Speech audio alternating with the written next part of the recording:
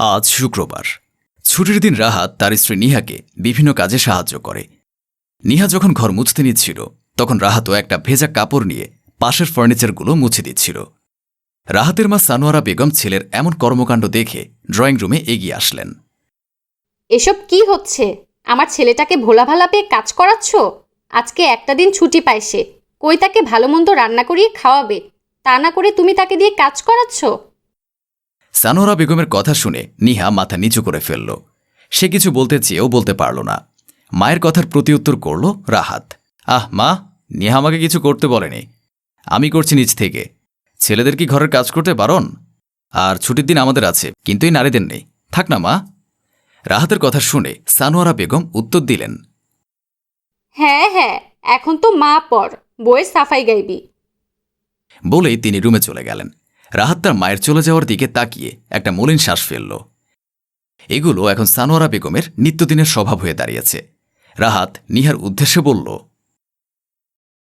ওসবে তুমি কিছু মনে করিও না, জানোই তো আমার মা একটু এরকম স্বভাবের।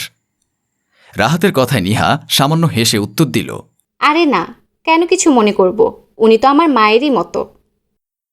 তুমি যেভাবে ঠিক মায়ের মতো বলো, ঠিক সেভাবে যদি আমার মাও ভাবত। নিহা জবাবে কিছু না বলে কাজে মনোযোগ দিল। রাহাতের বাবা মারা যাওয়ার পর রাহাত কাছাকাছি থাকত, কারণ তার বাবার মৃত্যুর পরে রাহাতের মা মানসিকভাবে অনেক ভেঙে পড়েছিলেন। তখন রাহাত অফিসে যাওয়ার আগে মায়ের কপালে চুমু দিয়ে যেত।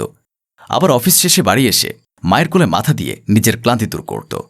রাহাতের এরূপ কর্মকাণ্ড দেখে তখন মা বলত, রাফাত, তুই কি বিয়ের পর আমাকে ভুলে যাবি? এভাবেই আমার কাছে আসবি তো? তোর বউ আমার কাছে আসতে দিবে তো? মায়ের এ কথাটা মনে পড়তেই রাহাত হেসে দিল। তার মা এজন্যই ভয় পেত। মনে করত তার একমাত্র ছেলে যদি বিয়ের পরে পাল্টে যায়। রাহাত আগে থেকে নিহাকে পছন্দ করত। রাহাত নিহার স্বভাব সম্পর্কে জানত। তারপরও বিয়ের পর ওকে বলেছিল, সবার আগে তার মা। রাহাতের মাকে যেন নিহা নিজের মায়ের মতো করে মনে করে। রাহাতের কথাতে নিহা মুচকি হেসে সম্মতি জানিয়ে নিশ্চিন্তে থাকতে বলেছিল। এরপর থেকে রাহাত তার মায়ের সম্পর্কে পুরোপুরি নিশ্চিত হয়ে গিয়েছে। রাহাতের বিয়ের পর সানোয়ারা বেগম আর সদর দরজা পর্যন্ত যেতেন না। সে থেকে রাহাত অফিসে যাওয়ার আগে মায়ের রুমে গিয়ে মাকে বিদায় দিয়ে আসত, আর সদর দরজা পর্যন্ত নিহাই এগিয়ে দিয়ে আসে। সব কিছু ঠিকঠাক চলছিল। রাহাতের প্রমোশন হওয়ায় দায়িত্ব বেড়ে যায়। বাড়ি ফিরতে ফিরতে অনেক রাত হয়ে যেত। সানোয়ারা বেগম ততক্ষণে খেয়ে ঘুমিয়ে পড়তেন। সে এমনিতে মায়ের ঘুমন্ত চেহারা দেখে রুমে চলে আসত। তবে শুক্রবার দিন পুরো সকাল মায়ের কোলে মাথা রেখে শুয়ে থাকত। নিচতলার আন্টি রাহাতের মায়ের সাথে দেখা করে সন্তান আর নিহার নামে সানোয়ারা বেগমের কানে বিষ ঢালা শুরু করলেন। সানোয়ারা বেগম প্রথমে পাত্তা না দিলেও পরে বারবার তাকে এসব বলায় তার উপর নেতিবাচক প্রভাব পড়ে। আস্তে আস্তে সানোয়ারা বেগম নিহার ভুল ধরা শুরু করে। বাচ্চা কেন হচ্ছে না তাই নিয়ে কথা শোনাত। নিহাও মাঝে মাঝে না পেরে জবাব দিত। ওদের এসব কথা কখনো পাত্তা দিত না রাহাত। সে ভাবত ওদের ব্যাপার ওরাই বুঝবে। কিন্তু এখন দেখছে ব্যাপারটা বেশ জটিল আকার ধারণ করেছে। কয়েকদিন পরে রাহাত অফিস থেকে এসে দেখে বাসায় থমথমে পরিবেশ। নিহা রুমের দরজা আটকে বসে আছে। অনেকবার কড়া নেড়ে ডাকার পরেও নিহা দরজা খুলল না। মাও নিজের ঘরে বসে কান্না করছে। রাহাত আগে মায়ের ঘরে গেল। রাহাত রুমে যেতে সানোয়ারা বেগম উচ্চস্বরে বলে উঠলেন, আমার ছেলে পর হয়ে গিয়েছে। আমার ছেলে এখন আর আমাকে ভালোবাসে না। আগে রোজ রাতে আমার সাথে দেখা করত, এখন আর আসে না। ধীরে ধীরে আমার থেকে দূরে সরে যাচ্ছে। এখন সপ্তাহে একদিন আসে। একসময় এরকম করতে করতে পরে মাসে যাব, তারপর বছরে। বাচ্চাও হচ্ছে না। নিশ্চয়ই রূপন্তীর সমস্যা। একটা বংশে প্রদীপ আসছে না। আমারও তো ইচ্ছে হয় যে শেষ বয়সে বংশের বাতি দেখে যাওয়ার। বলতে বলতে তিনি মুখে আঁচল চেপে ধরে আরও অনেক অভিযোগ করলেন। তখন রাহাত মায়ের পাশে বসল। ঠান্ডা মাথায় মায়ের হাত ধরে বলা শুরু করল, আমি যখন অফিস থেকে আসি তুমি কি সজাগ থাকো? বোকার মতো কথা বলিস কেন? আমি এত রাত অবধি সজাগ থাকতে পারি নাকি?